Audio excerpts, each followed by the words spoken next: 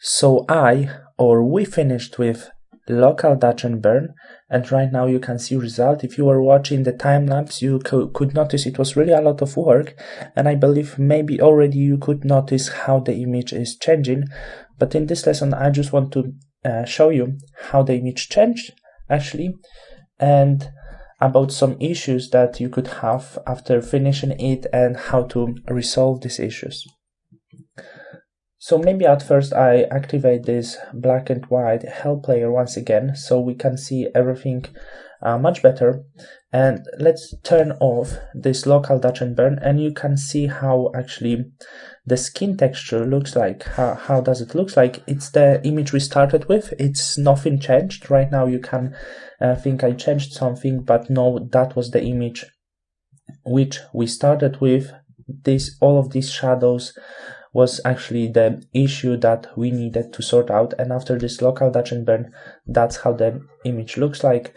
I believe I could find few more areas that you could work a little bit more. As you can see here, still I have few of the areas, but it's not a huge issue. It depends how much we want to do this and till which level we want to get. Before, after, as you can see, it's really sorted out.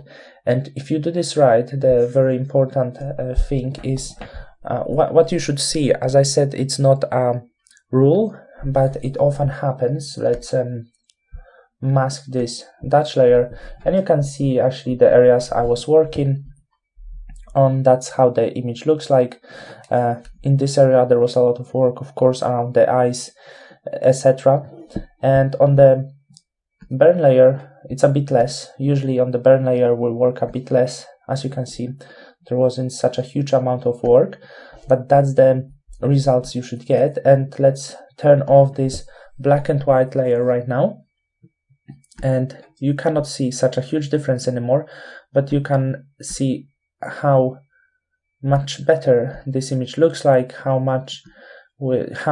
nicely we really resolved this issue, this problem.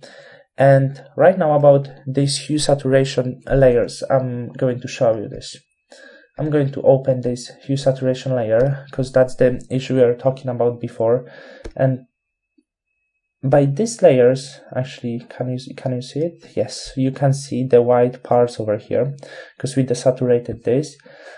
By this saturation, we're just trying to sort out, try to make the areas we were painting on suitable for the image. So as you can see, we have to find the point. Let's go from somewhere here, and I usually go down because, as I said, there is no rule, and around this I'm getting really the color I want. And as I said, as I pressed before, the 7 is absolutely great. It's so much suitable for the skin. It's usually around 10, as I said, but it depends on the skin. It could be maybe a bit more, but as I'm trying to zoom in, I see this color as a perfect for the skin right now. And similar issue we have with burn layer. However, in this case there's not so many, so I'm not sure if we can see it. Let's zoom this.